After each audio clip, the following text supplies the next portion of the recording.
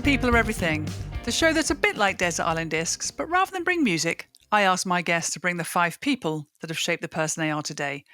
And today I am talking with Alex Heath. Alex is a neighbour of mine. We met on a dog walk, as you'll come to hear, but she's so much more besides. A trained hypnotherapist.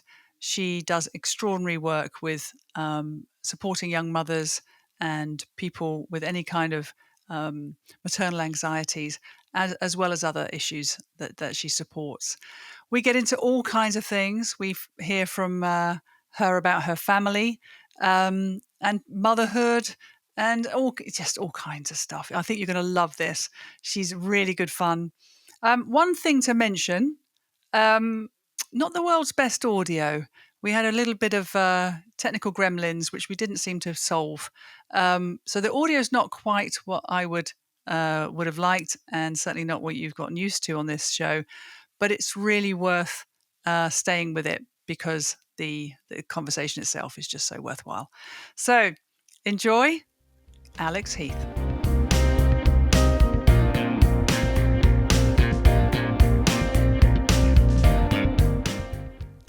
Hello, Alex. Welcome to People Are Everything. I know we've had a few wobbles on the technical elements this morning, but we've been rescued by the tech gremlins, and hopefully this is all working well. But good to see you, and thank you firstly for agreeing to be on my little podcast. It's my pleasure. It's an honour and a privilege. Thank you for asking me. Well, let's see. It might not be. Let's see. I said the same thing to Mark when he was my first. I like everyone's enthusiasm. It makes me feel nice. So we know each other as really, I guess, we live close to each other. We're kind of neighbours of sorts. And I think I first met you because I was walking to the park. You had a couple of dogs. I had a dog. And as dog walkers do, we just say hello, don't we? That's the thing. I'm sure we only have dogs, so we say hello to people. But that's how we met, wasn't it? It was indeed, yes. And yeah, it's something about walking and talking, isn't it? That people can be quite free with their conversation, and people can be quite, it's an easy way to connect, I think, when your primary reason is actually for walking a dog. But, I don't know, people are more relaxed, aren't they, I think, when they're walking and talking. Oh, I tell everyone my secrets on a dog walk. Honestly. I think more people in that park know about everything than people closest to me. There's something about it, as you say.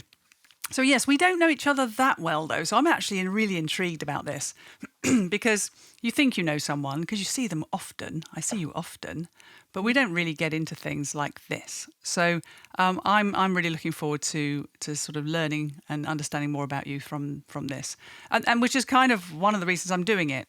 You know, it's quite selfish, really. I'm just trying to get loads of friends. That's basically what I'm doing. That's the way of widening your friendship circle. Isn't it, though? Oh, and now I'm making out that it's all about, getting people honoured and whatnot. Now, I am doing that too. Okay, so that's my secret reasons for doing it. And, I'm really intrigued, as I said, and I am finding this process really quite, thought-provoking for me too. Like, because every time I do one, I go, oh gosh, I wonder who my 5 would be. And it's just turning round and round in my head. I'm probably going to have to get someone to do one in reverse at some point because the more I do it, the more I'm a little bit envious. I'm like, oh, I want to talk about my 5 people. Yeah. So I'm really keen to ask you. So before we get into all of that, why don't you tell everybody here who you are, what you're about, so we can get to know you a little bit. Okay, so I'm Alex Heath, and I suppose my trade is a clinical hypnotherapist, which I've done for nearly 20 years now. But my specialism is in supporting parents' recovery from all kinds of different perinatal traumas. So things like pregnancy loss, baby loss, different pregnancy illnesses, birth trauma, birth injury, NICU stays, all of the many different and sadly quite frequent experiences that many people have on their journey to parenthood that sometimes leaves them less able to cope with anxiety, with trauma symptoms, with depression. So that's my kind of specialism, if you like. So that's what I do. I have two companies. One company is a community interest company that provides access to therapy for parents seeking support from different perinatal traumas, and I have another company that trains other professionals in the therapeutic skills that I use, which is hypnosis and mindfulness, to support that recovery. So that's what I do. Quite niche. There you go. That's more than I knew after knowing you for several years. I knew you were into, you were a hypnotherapist, and I knew that it had a certain clinical specialism, but I don't think I knew even that depth just there. And I don't think it's remarkable work. I mean, when you're working with people at the sort of peak of their trauma, and I think, anything to do with children, parenting and children, is high stress, high stakes work. So I Yeah. imagine that's a big responsibility that you take very seriously. Yeah. It's an honour actually. It's a real honour and a real privilege to support people at that. Like it's one of those times in your life. It's transformative. Yeah. Not only is your child born, but you're kind of born anew as well. And there's Mm. this kind of process, isn't there? And lots of people sort of talk about the sort of stage of, or the phenomena of matrescence, and how that shift in identity affects women and mothers.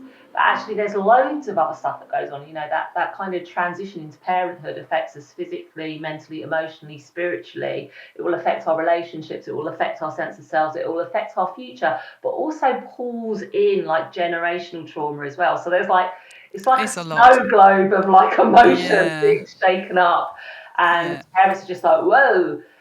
So it's a real honour to meet people at that time of like transition, and to walk with them, and to see people kind of create themselves anew, or to find themselves again. I love it. I'm really blessed. Yeah. Could have done with you 20 odd years ago. Is it ever too late? No, I mean, no, definitely not. And when, if I'm ever at a bus stop or on a train and people start talking to me, I have to be really careful. If I ever mention what I do to people, everybody, it doesn't matter whether they're 19 or 99, they remember their birth story. They remember, the day they gave birth. So, Yeah. yeah. No, I can. I mean, it's something imprinted, like you say. And I love what you said about the generational trauma, because there's a lot of, I listen to a lot of podcasts, and there's a lot of talk about that now. It's like how you bring things forward, energetically, I suppose. And it makes sense. It's like, what are we? We're kind of cells. And those cells have come from other cells, and so it goes. So it makes sense. And I remember with my firstborn, you know, it sounds so old fashioned, doesn't it? Yeah. She was quite a nice birth actually, but my generational trauma was the loss of my own mother when I was little, and gosh, it hit me like a freight train when she was born.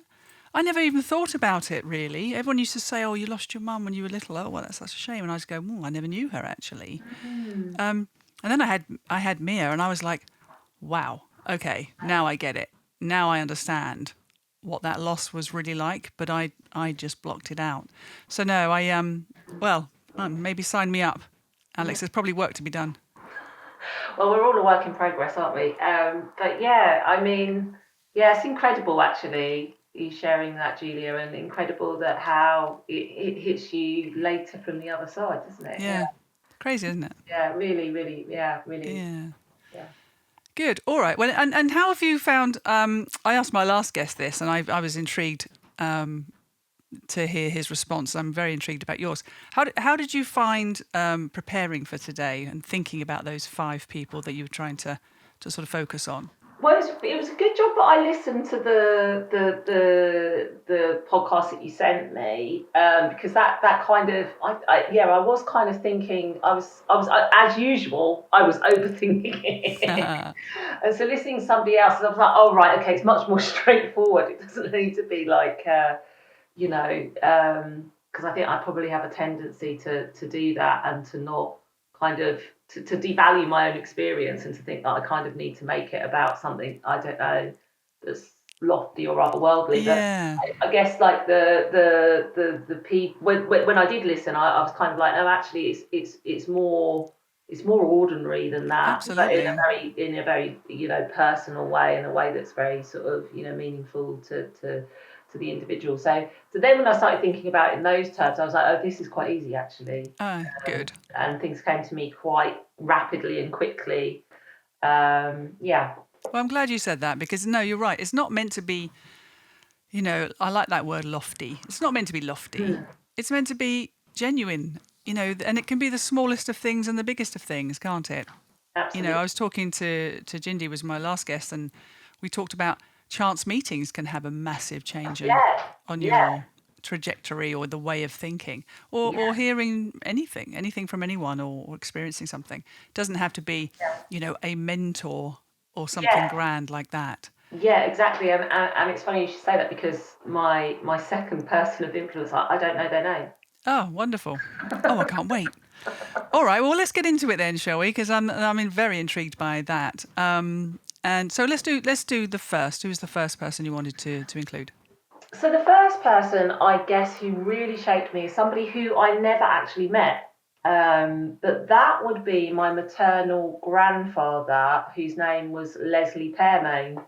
What a name! But yeah, a bit of a funny old name. Apparently, the name Pearmain, he kind of changed. I think his name was Pearman, and he poshed it up. He poshed it up. So if you look up Pearmain in the directory, there's only a few of them, because it's actually a bit of a made-up name that he kind of thought, Pearman is a bit ordinary, and he thought, yeah, obviously had a sort of thing of not being quite good enough. So he poshed it up and made it into Pearmain, which does sound quite unusual and maybe even a bit continental, I think. But Yeah. yeah, so he was born at the turn of the century, and just only really narrowly missed serving in World War One. And he died in the 1960s of lung cancer, and I was born in 1974, so I never got to meet him. But he was someone who my mother spoke about constantly, Okay. and often with great pride and love, that I could sort of almost shone out of her when she spoke about him.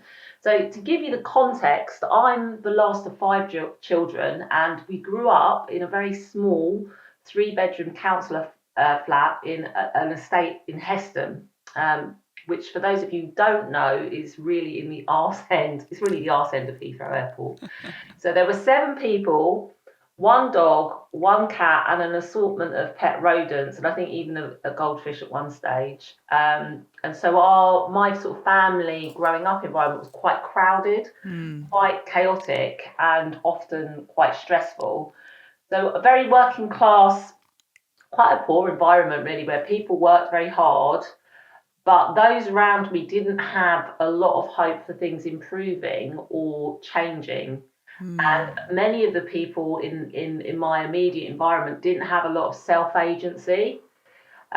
So it was really an atmosphere of scarcity, lack, and Yeah. longing, Hmm. without there being a lot of hope to move Yeah. out of that environment or better the situation.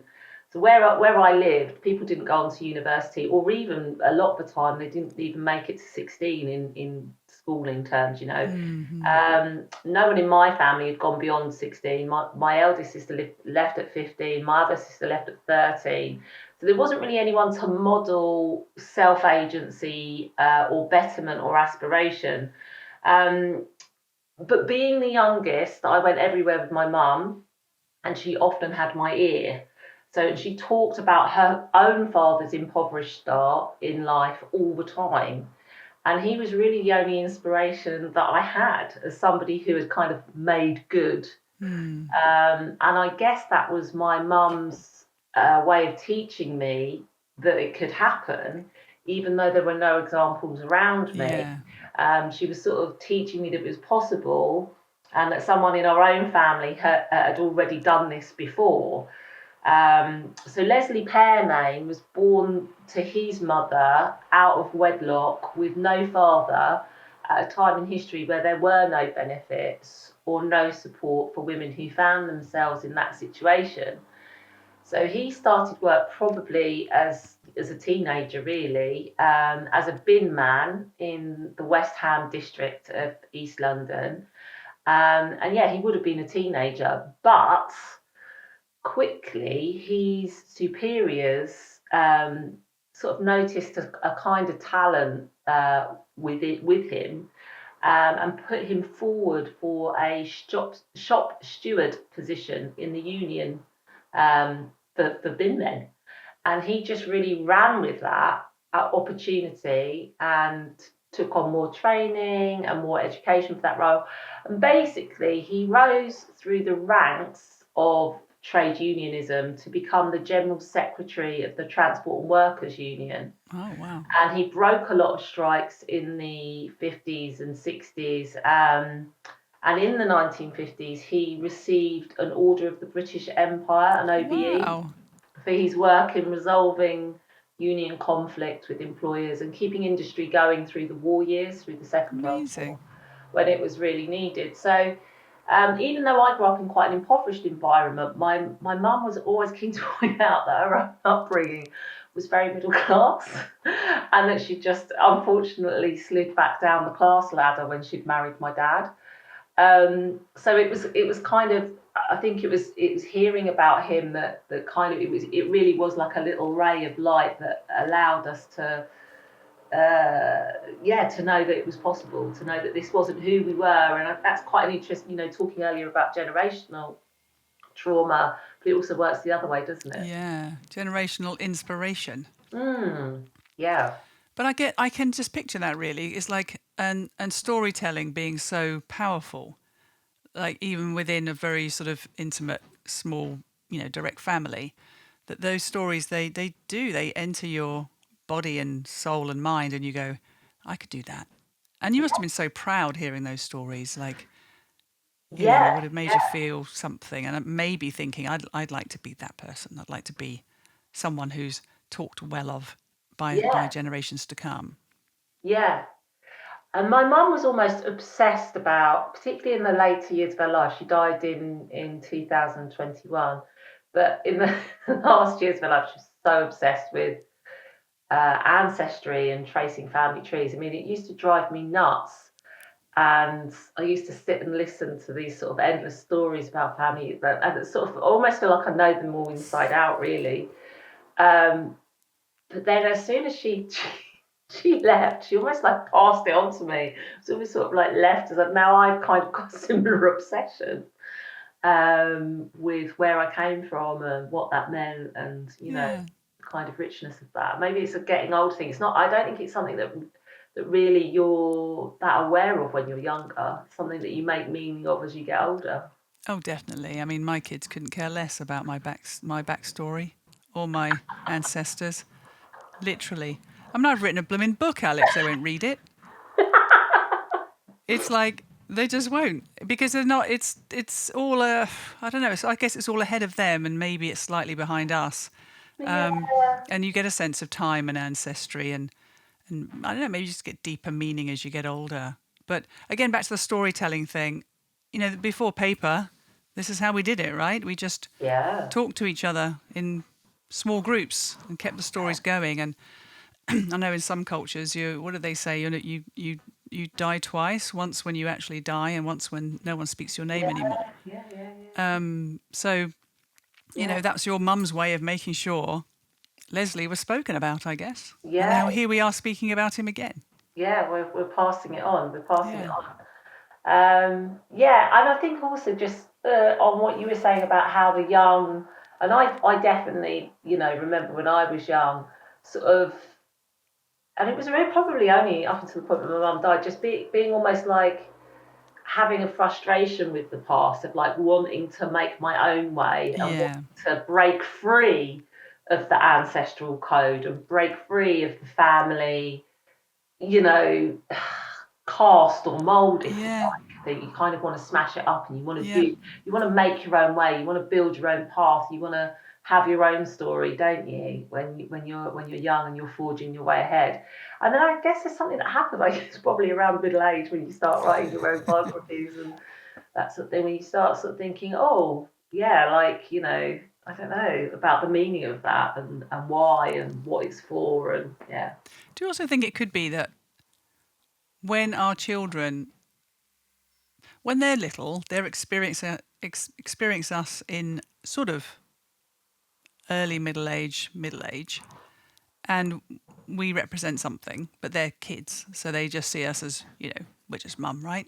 Yeah. But then they start to reach the age that we were for them when they were little, Yes. and then they start to experience the world through a different lens. They just start. Well, I don't know if this is wishful thinking, Alex. To be honest, I just hope one day my kids go, "Thank you, Mum. You worked really hard.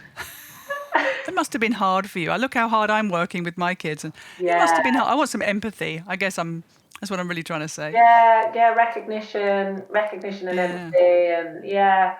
I mean, yeah, Let's it's hope, eh? yeah. We can only hope. I don't know that you will, though. No, I'm not holding out much hope either. All right. Well, Leslie sounds marvellous. I mean, that's something, Yeah, isn't it? To go from that start yeah. to getting an OBE. Wow, that's Yeah. pretty impressive. God rest his soul, Yeah. Leslie, if you're out there. Oh, well, I'm sure if he was listening now, he'd be going, oh, pretty good. I'm Reach quite up. liking that. Yeah. Okay, so number 2, you say you don't even know their name. So this, I'm very intrigued by this one. Well, I did know their name at the time, but I didn't know that they were really that what I'd experienced because of them was going to have such an influence on me. So when I was 19, I worked in a really posh health club at the top of Richmond Hill in southwest London. Um, and our clientele was very much women who had the time and money on their hands for self improvement. And I worked on the reception of the spa there, and the offering was the usual kind of manicures, facials, sunbeds. It was the 90s. But they also, to try and maximise their revenue, they started out leasing out their therapy rooms to a hypnotherapist, thinking that there might be a desire for things like, well, yeah, just the other kind of, mental, emotional, lifestyle kind of changes that sometimes people struggle with. So they brought in this hypnotherapist who was really keen that we were able to recommend her services to the clientele who would often be sat waiting in our reception area for their, manicures or facial appointments. And so she offered to give us a free session each. Which was really very generous of her, but also had this kind of thing that she wanted us to be able to talk about it and to be able to recommend it basically. So at the time, I was a really committed 20 a day smoker, and so I asked if she could help me to quit. Even though thinking about it, I'm not sure I was really wanted to quit because I was young and invincible. But yeah, I kind of thought I'd give it a go because I think back then, especially, that's probably what you thought about hypnotherapy Yeah. being used for. So she did. Yeah, she did. She gave me a session and I quit smoking. But what was probably more amazing than quitting smoking, when I was a bit indifferent about it, was how the experience of hypnosis made me feel for weeks afterwards. It was a really incredible shift for me in just my being. That didn't last forever, but for a few weeks, I was really amazed with what had happened. And I actually went back and had another session with her after that time. And again, that particular time, she used a sort of regression therapy technique and took me back to a time in my childhood that was again like I had a real revelatory experience that sort of released something from me and left me feeling very very different. So both times I had this incredible experience, and I didn't know it, but it was probably the beginning of my fascination with the mind, consciousness, states, and change work. So yeah, it was my first and very positive experience with hypnosis, and it was probably, I would say, the reason why I then sought it again later in my mid-20s as a therapy of choice. And then when I wanted to retrain later on when I had my son, sort of some 20 years ago. It's why I chose it to study. So I guess I'm just really thankful for that chance encounter. And with that woman whose name I can't even remember now. Yeah, that had such a big impact. Yeah, Yeah. it had a huge impact, and is the reason why I do what I do now. And I think probably most therapists, hypnotherapists, will say that's probably why they do choose to train, because they have such amazing experience, with it as a modality, Yeah. and it inspires them to train. But yeah, it's what led me down this path, and it means that I get to witness those incredible transformations in others, and it's sort of really enabled me to learn so much about myself, and continues to do so, as well. So yeah, it was a fairly important meeting, I Oh, guess. on so many levels. I mean, I'm really glad you packed in 20 fags a day. That sounds like a great decision. And that it led to you being, this being your focus in life. And I like what you said about you have to sometimes experience things to really sort of embody them and say, right, I really believe in this. This is something I know is transformative for me. It's going to be transformative for others. And then the bit you said about, sort of witnessing other people's transformation, that must be so rewarding. I mean, I Yeah. bet you've got countless examples of where you've influenced somebody and impacted someone through your work, through hypnotherapy, through your techniques, and it's been life changing. That must be an incredible feeling. Yeah, it's what's really incredible about it. It's not what people think, because people kind of think of hypnotherapy and hypnotherapists as sort of magicians that kind of go, and they, this kind of yeah, and they, this kind of Like like, Little Britain, back in the room. Disney kind of sparkle appearing, yeah, and somebody goes, and they turn into the Yeah. person of their dreams. But actually, what I really, really love to see is really, Julia, it's it's the moment that people realise that they already have the thing. Yeah, you just The unlocked thing it they with them. want, the thing they're chasing, the thing they think they cannot have, it's all an illusion of the mind. And when the illusion of the mind is lifted and people experience the thing, because we always think we want the thing, but actually most of the time we want the feeling that the thing will bring us. It's not the relationship, it's the feeling of unconditional love. It's not the £1 million lottery draw, it's the feeling of freedom.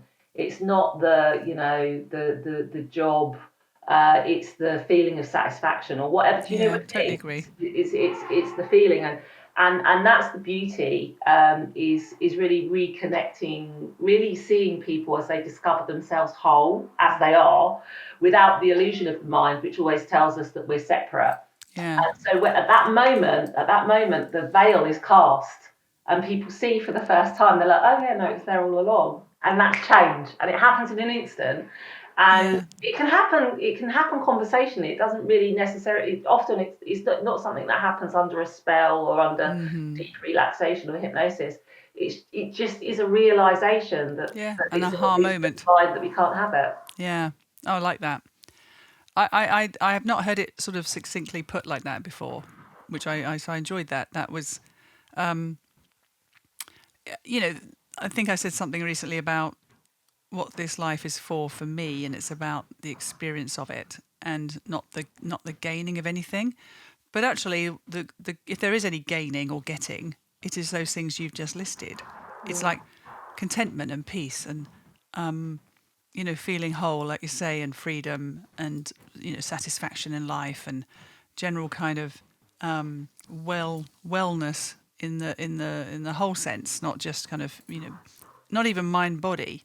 It's like being aware that what you have today is enough. It's if you can just kind of tap into it, like you say, you have it all inside you anyway, and stop chasing the exterior things that, to be honest, we've been sold to, really, haven't we? That we have to have. So no, I like that, and I think that's a really nice way to express it. So, well, good on that person then, whoever they were. They might listen to this and go, I think that was me. Excellent. Might get back in Well, touch. I did have a little thing. I thought, oh, I wonder how old they would be and whether they're still practicing. And so I looked up some hypnotherapists in that area, but there was no one really that fit the bill. Because I think that they would have been, if I was 19, they would have been in their 40s. So I'm 50 Right. now, so they'd be in their 70s. So chances are they might have retired. But I couldn't Yeah. find anyone who sort of, but yeah, Well, there you go. anyone listening, if you know Alex Heath and you knew her 20 odd 30 years ago, please forward this recording to someone who used to be a hypnotherapist. He practiced hypnotherapy Yeah. at Peter's Gym on the top of Richmond Hill, which is still there, by the way, because I went there for a spa day for my 50th birthday. There we are. And so it goes. Real trip. I was like, oh my God, I used to work here for ages ago. The cycle of life. Oh, Yeah. good. Well, anyway, they sound marvellous. And okay, well, who's number 3? Let's go into that. Number 3, do you know what? This is such a humbling one.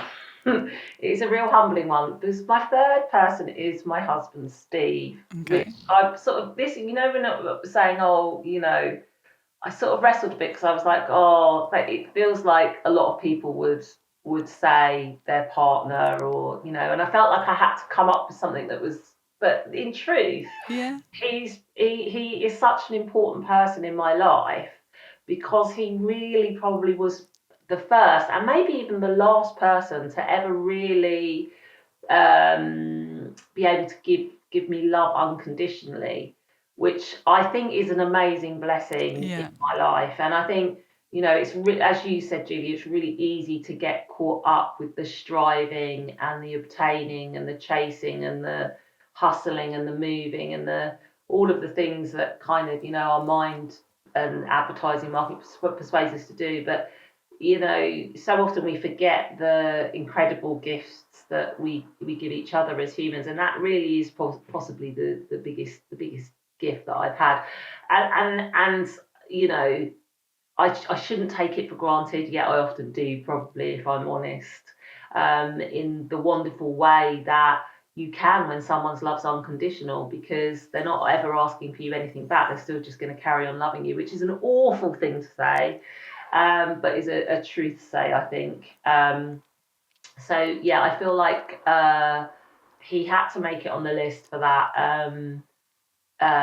because I do know that it is a real gift and possibly the greatest gift, even though it's one that I don't often get out of its box and admire and think, wow, I'm very lucky to, you know, have that blessing of being loved without the obligation to please or to feel safe or, you know, to do anything in return. To just be loved, you know, is actually it's a real gift, isn't it? So, I mean, I've only met Steve a few times, and there's something about him. I remember we watched a football match, England were playing, and we did that rare thing of actually score a goal, and I just jumped all over him. And I don't think I even know him that well. It just felt like the right thing to do. And I find there's a playfulness in him that Yeah. brings my playfulness out. And I know what you mean. You just feel like, I just felt like I could. Yeah. You know, it's that kind of barrierless Very comfort, accepting.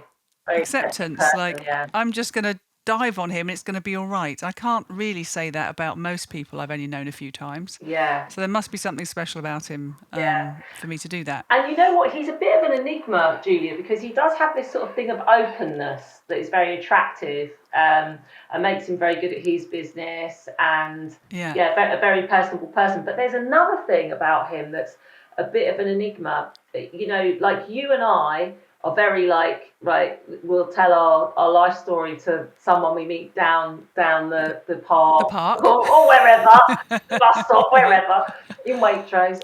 Yeah. We'll tell our story wherever there's an ear. But and we're very kind of open about what we think. Well, I wouldn't necessarily say that about you, but I'm quite opinionated.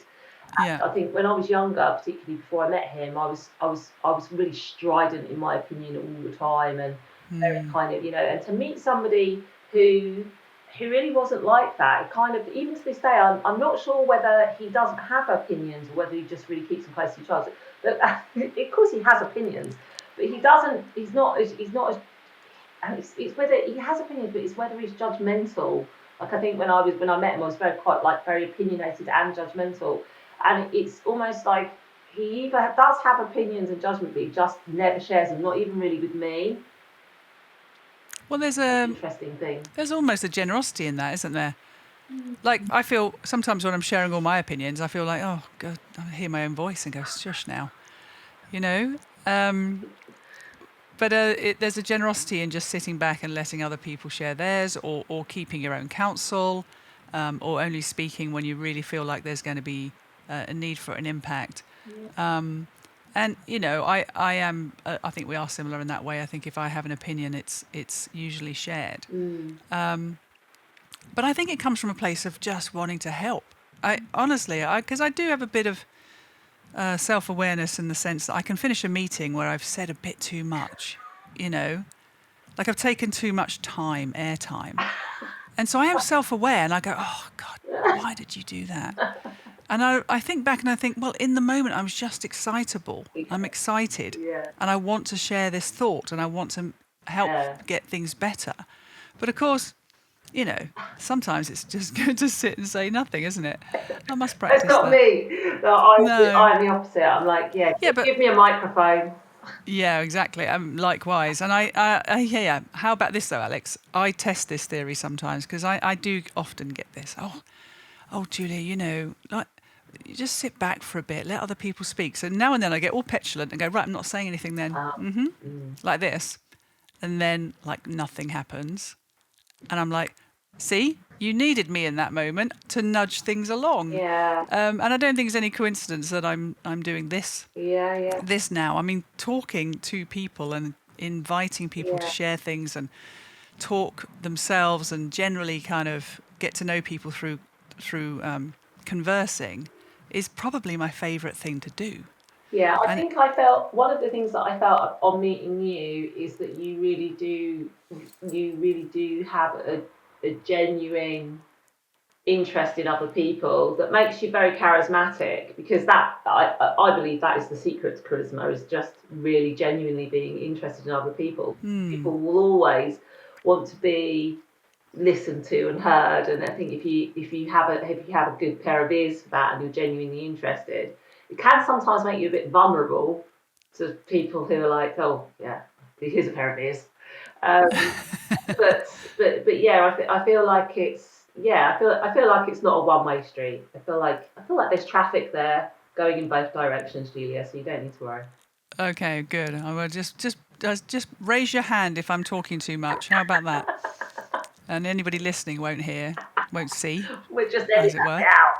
We'll just edit that bit out, yeah. Oh, good. I'm glad Steve's on the list. Who's number 4?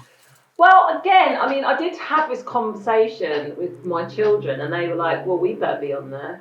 Like, well, you are for now, but I mean, I do have to put I do have to put my children on there because they were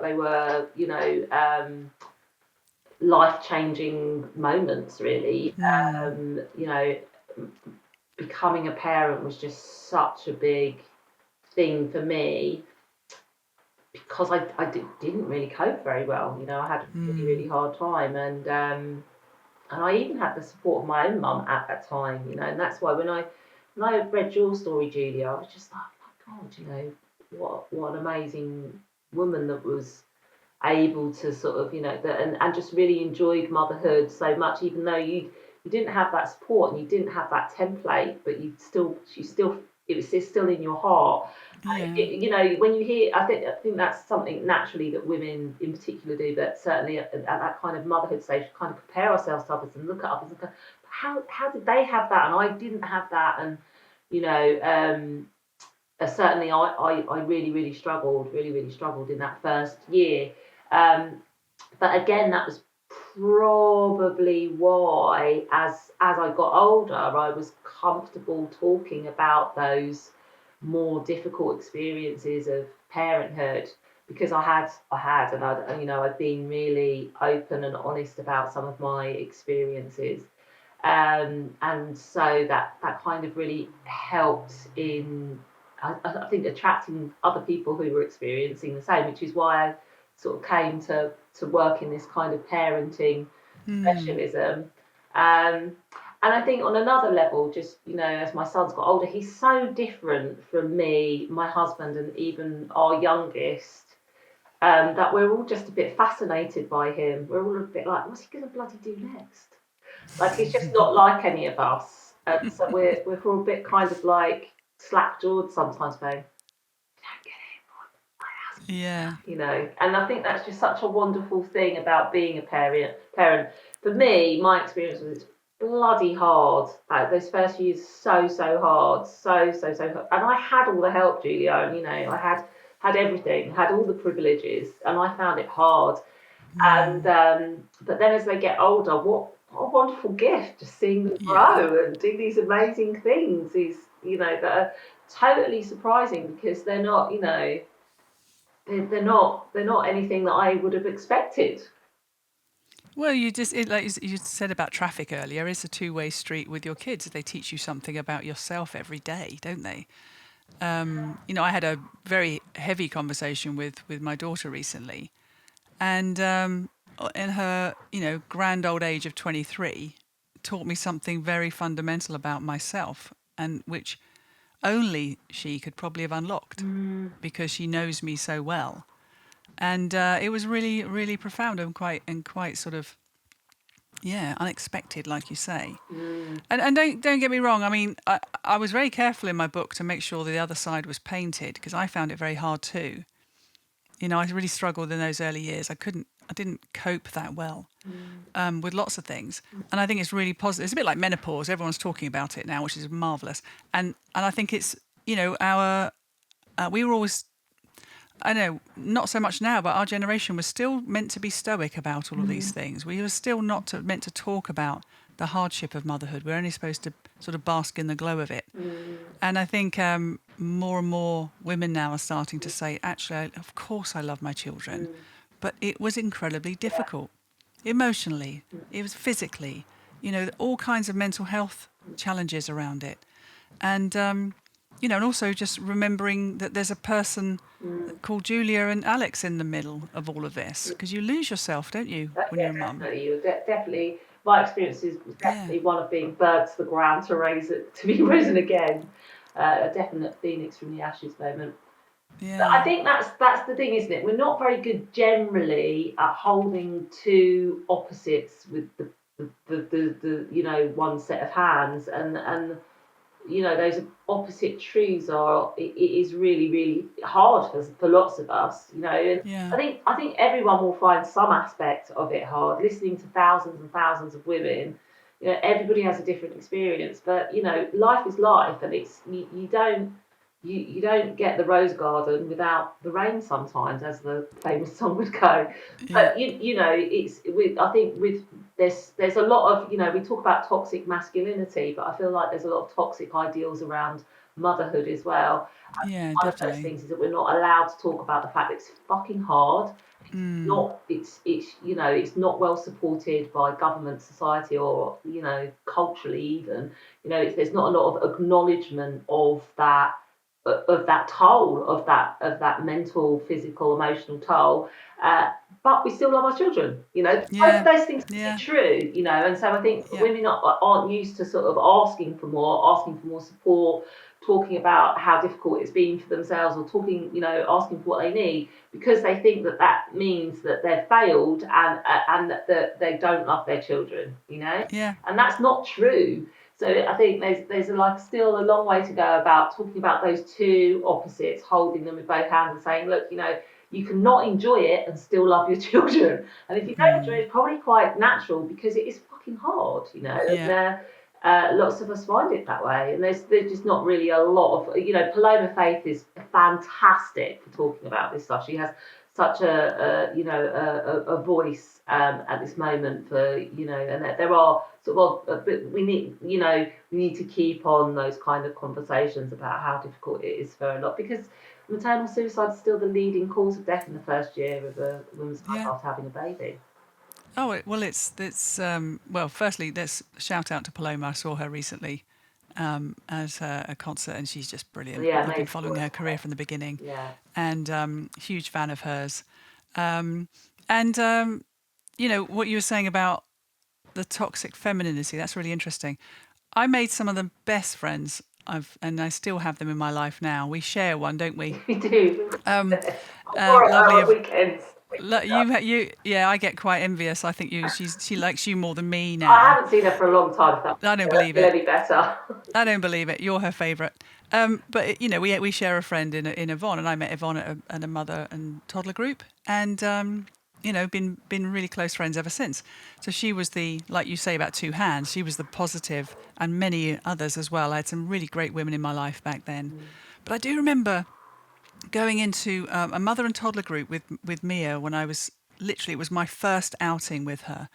And, you forget how terrifying that is. And I didn't do NCT, so I didn't know any other mums. So the first time I went into a group of mothers was with her as a tiny baby. And pre-motherhood, I was a bit of a girl boss, I was like peak of my career. There's nothing I couldn't do. I was all over it. And here I walked into that room and it was so intimidating. This ring of women all facing to each other, talking intimately and sharing. And I just walked in and felt so uncomfortable. And I remember I sat in the middle of the room, hoping nobody would notice me. And no one came up actually, except the organizer. She's probably long gone now. She was pretty elderly then. And she just came and sat next to me on the floor. And just started talking to me. And then she started pulling other mothers in to come and speak to me. But I remember it not being, I wasn't invited in or embraced by these other mothers. It was almost like you need to earn your place in this little gang, this little pack. Oh God, it was so intimidating. Yeah. But like you say, you can hold those things in both hands. There was all that comparison stuff. Yeah.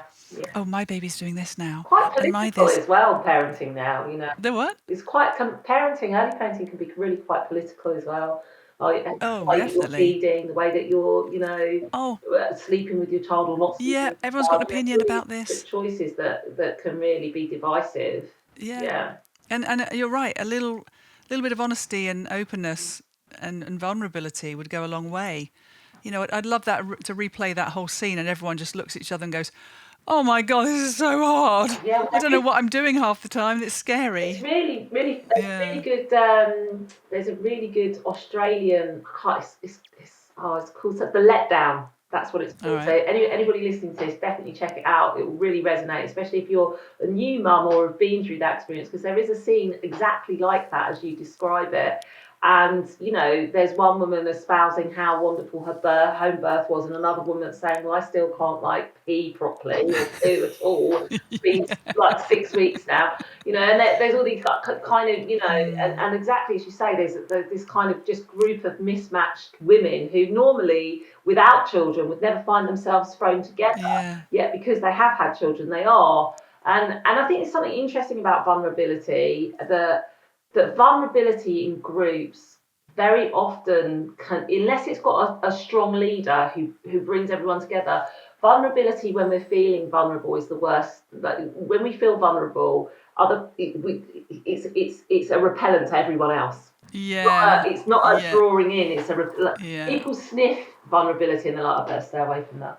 Yeah. I don't want to catch it. Especially if you're feeling vulnerable. It's something Yeah. that I really noticed a lot in working class environments growing up, how vulnerability was the worst thing you could feel or show. Because if you felt or displayed anything of vulnerability, you would be picked over. Yeah. And I think in those sort of situations, it's the same. A group of vulnerable people are actually quite dangerous or quite hostile. In a strange sense. Yeah, I do get what you mean. Everyone's sitting there in their own unspoken vulnerability, Yeah. not wanting to catch the other person's Okay. because it might undo them. Yeah.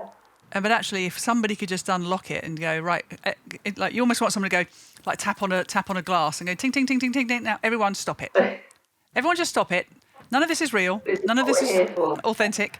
Let's just all together agree that we're not going to pretend anymore. Yeah, maybe we should do that in life. Yeah, Everybody should that's do it. why you have those wonderful older ladies who run those kind of mother and baby groups, because they know what's going down. They know the fear and the vulnerability in the room, and they can bring that people together. But yeah, it's a tough crowd, so to speak. Yeah, for sure. All right. Well, okay.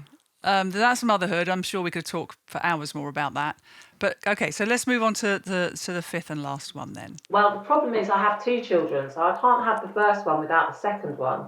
But the Oh, second so one, that was about Elliot? well, Okay, that was just about Elliot, really. When I had my okay, second child, Ace, who is now 14, I was in a very different place because I'd retrained as a therapist. So she had quite a different parenting experience, actually. Well, yeah, not necessarily in really good ways, but I do feel like the second time around you're a very different parent, and it's something that I see all the time in other parents, yeah. that they just don't take shit. That vulnerability's gone. It's over. Mm-hmm. Like that situation of the mothering circle. It's That's you done. see with We're first bossing it timers. now. You don't see it with second time mums. They're like that vulnerability's gone. And there's this kind of a knowing that's happened with your second child. So you have like a really different experience. But yeah, I definitely feel with my youngest, I am my eldest is so different from many of us that we're all always, as I said, a bit like, what? Yeah, where did he come But from? yeah, what? But my youngest is so like me that it's just incredibly triggering all the time, and always has been. And and that as you said with your eldest has been the points of greatest illumination for your own weakness and therefore growth, Yeah, 100%. but in ways that are like both crushing and then hopefully Hopefully renewing and renewing. expansive, but in those ways of like, I Mm, find it, very difficult to not be reactive. And I think mm. because I had such a hard time with Elliot, I was always, as he was growing up, I was always very sensitive and very kind of, you know, I've got a lot of ground to make up for here. So I was that kind. But with my youngest, I was like, oh, this one's fine. Just like me, this one. So absolutely, do you know what I mean? Some very Yeah, different definitely. experience, and that kind of reactiveness that seems to go on between us is both a beautiful thing of our relationship, because I think we both kind of share it, but is also can be utterly exhausting and wearing as well at the same time.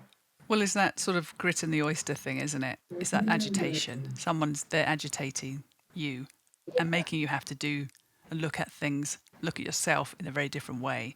Yeah, And because if it's the same as I have with my daughter, we're similar on lots of levels, but quite different in others. But she can trigger me more than anybody on the planet. it's incredible. Like that that activation thing you talk about, it's everything I can do to stay in the room sometimes. But they're there. Like I say, back to that traffic point. We're here to learn from them, and we learn a lot from how Yeah, they are. And why wouldn't they be completely different? If you think about it, yeah, every you often hear, don't they? Oh, we grew up in the same house, with the same parents. Why are we so different? It's like, well, because your parents changed every time there was a new child, because they were different yeah, parents to that second or third or fourth child yeah, as they were growing. Plus, you're made up of a whole different set of genetics. yeah, So, yeah, I'm very different to my siblings. And maybe I'm their Elliot, and maybe they look at me and go, yeah, well, where did you come from? yeah, So, and I've met Ace, and definitely you too. I can see it being very sparky. But she's great. I love being around her. She's got full of energy and challenge. She's a meet your eye person, isn't she?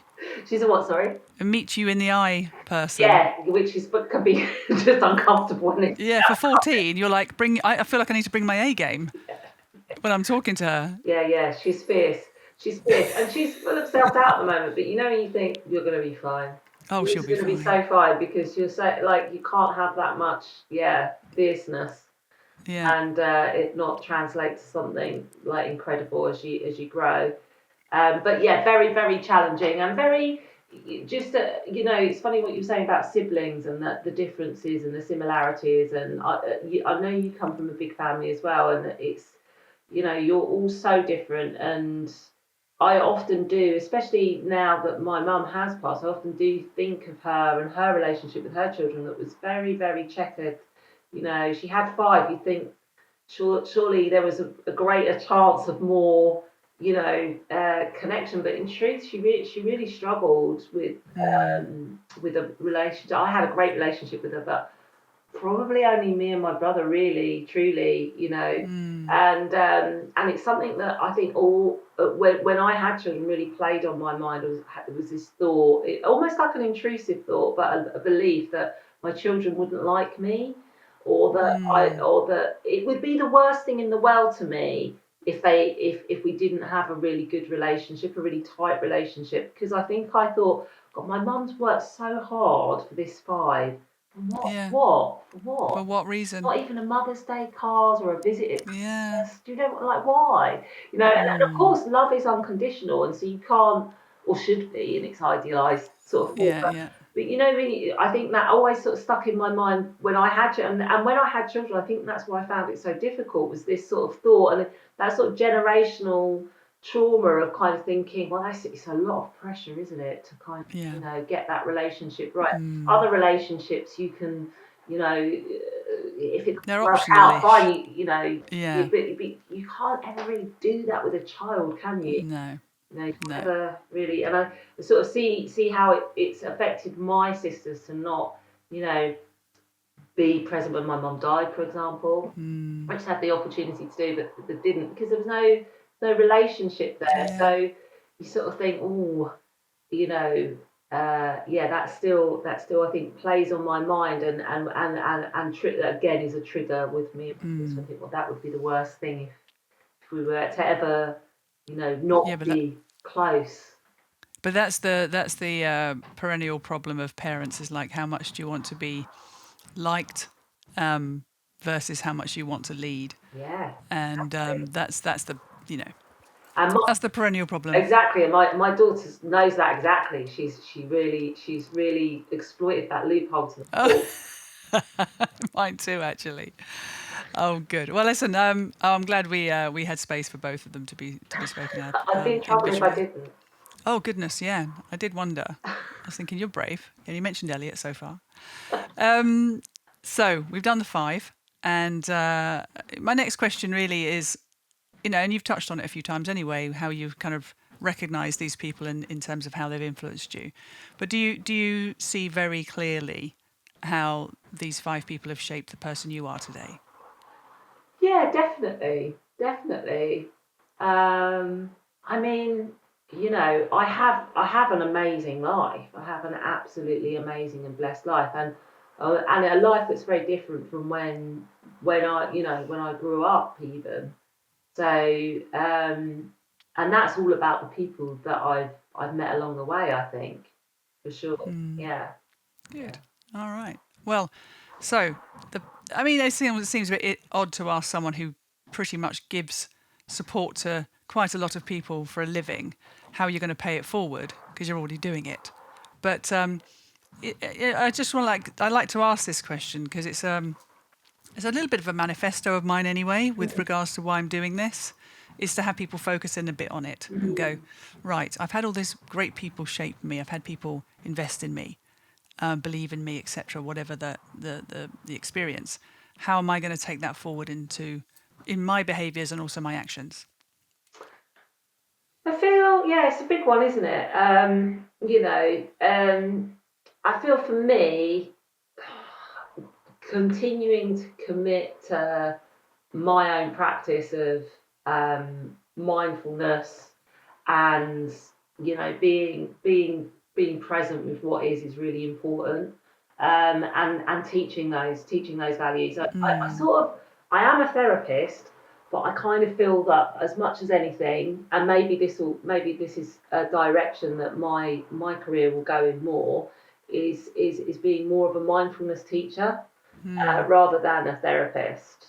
So I kind of feel like in practicing those core tenets of mindfulness, which for me is ultimately a lot of self-compassion. In practicing those things, I would hope that everybody that knows me and that comes into contact with me benefits in some way. but having the opportunity to kind of share those ideas and those principles is what I would love to be able to do. That the direction I would love to take my kind of career in, because I think that is really, yeah, that would be really something, because it's something that then is passed on. It's passed along knowledge. Yeah, And back to it's the old just legacy knowledge. point again. We Yeah, don't learn this stuff wisdom. at school when we should. Yeah.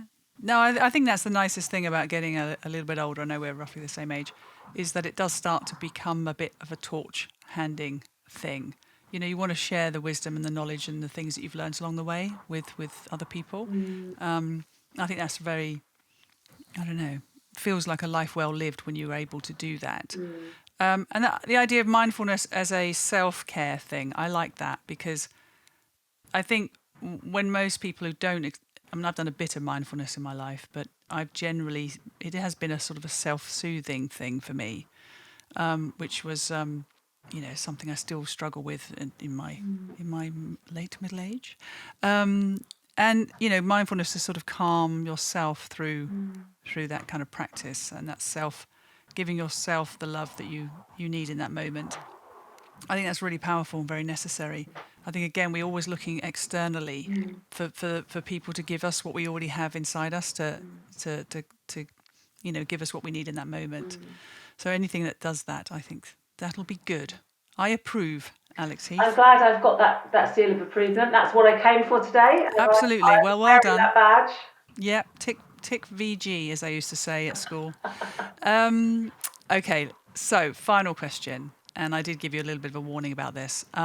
Again, because of my selfish reasons to just have more friends, who would you recommend I speak to next and why? Oh, it's tough. Um, it's tough. I've got two. But I know that's breaking the rules. I mean, I would love for you to speak to a woman called Shani Hugo Wurlitzer, just because she's Good got the most. Lord, you're gonna have to text that to me. Yeah, Shani, which is a South African name, Hugo Yeah. Wurlitzer, was a mentor of mine. Is a fellow hypnotherapist, but she's also the founder of a movement called the Red School, which is all about sort of education, a very, very mindfulness approach to understanding our cycles, particularly at different stages of our life, and harnessing the power of those cycles. So her stuff is incredible. She's really well known for it. She might even have her own podcast. But definitely check her out, Shani Hugo Wurlitzer. I will. Please text me. Yeah, I was lucky enough that she was my supervisor and my mentor for many number of years when I started out, and she was so talk about paying it forward. But Yeah. it's so important, isn't it, for people when they're starting out to have somebody who's been there, who's saying, yeah, you can do this, this is what you need, somebody encouraging you, supporting you, Yeah. shining a light, helping you how to do it. And I was really lucky. Like, most people who train to be a therapist don't sort of manage to build a career in that. Many give up after their, it's got a high attrition rate, let's put it that Yeah. way. One of the reasons that I was able to have been able to go as long as I have is because I've had great mentors, and I'm such an advocate of a mentoring system and a coaching system. And Shani Hugo Wurlitzer was one of my first mentors and coaches. All right. Well, I want to meet her for sure. Okay. Well, let's have the second one. Just break the rules. I can make more Okay, friends. so the second one is a coach I worked with. I've worked with her quite a few times on and off over the years. She's now a published author, and she's quite, she's like, she's a real she's a hypnotherapist, but she's probably more well known as a coach. Her name is Susie Ashworth, and you would love her background and her story is very much similar to yours, I think, and to mine in that quite a quite a difficult start, really, quite a difficult first round of cards dealt, but has never really seen it that way. And I think actually that's what I'm really intrigued by, women who have had difficult starts in their life but never really talk about them as being difficult. And that's something that really came across in your writing, and also when you listen to Susie Ashworth talk about her story. And I wish that I also talked about my sort of beginnings, but I sort of still feel quite sorry for myself when I think about my beginnings. But I'm always really inspired and awed, and again, it's something that I think is really important for people who perhaps are striving, perhaps are looking to kind of forge ahead in one, to see other people who have come from a place and are like, no, that wasn't a disadvantage. I'm incredibly privileged, and to have had that start, and it's something that I actually, well, I don't hear you say that in those words, Julia, but I don't ever hear you feeling sorry for yourself. No, maybe on a occasion when I get a little bit of, every now and then I look back and go, gosh, that was a lot.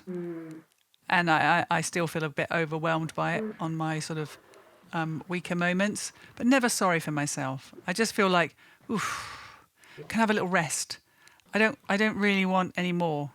I don't want any more drama. I don't want any more of that. I'd like the rest of my days to be a bit more peaceful. So I think it does still affect me. But no, you're right, and thank you for noticing that.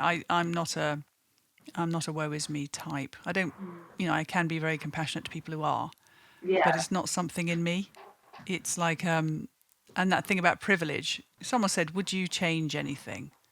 I mean, that people ask that question often, don't they? Of people who've been through things, and if it meant changing who I am now, I think not, because I quite like me. I think I'm all right. So, and I like how I think, and I like how I feel. I like how I feel things. So I wouldn't change it, hard as it was. And sounds like you're similar, although apart from the poor me thing, we need to work on that, Alex. You need to find a good hypnotherapist, get that sorted. Yeah, maybe. Yeah, I mean, it's constant. That's a constant thing. Is not feeling sorry for myself. But it is important to have compassion when people do naturally feel sorry for themselves, because but actually, we can all of us afford to find a bit of privilege wherever we are. Like absolutely, back then. It's gratitude. Well, it's gratitude at the end of the day, isn't it? Yeah. But I don't think we like the word privilege. I think it makes us feel awkward. But actually, I think sometimes we need to call it what it is. I'm massive. Even when I was growing up, we had nothing, but I still had. We still had more than what some other people did. 100%. So there's always something, isn't there? There's always something or someone.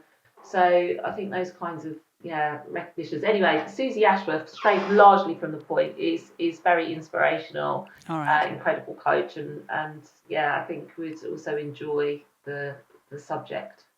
Well, I'll be tapping you up for a connection after this podcast. So, listen, thank you so much for taking the time today. It's been great talking to you. I've gotten to know you even more. Yeah. This is nice. And we didn't even have a single dog in the mix. And no alcohol was involved. So or football. Yeah. Yeah. Yeah, exactly. We'll have nothing to talk about now. We're done. That's it. Thank you for the opportunity. It's been wonderful. Yeah, thank you. Thank you, Alex. Take care.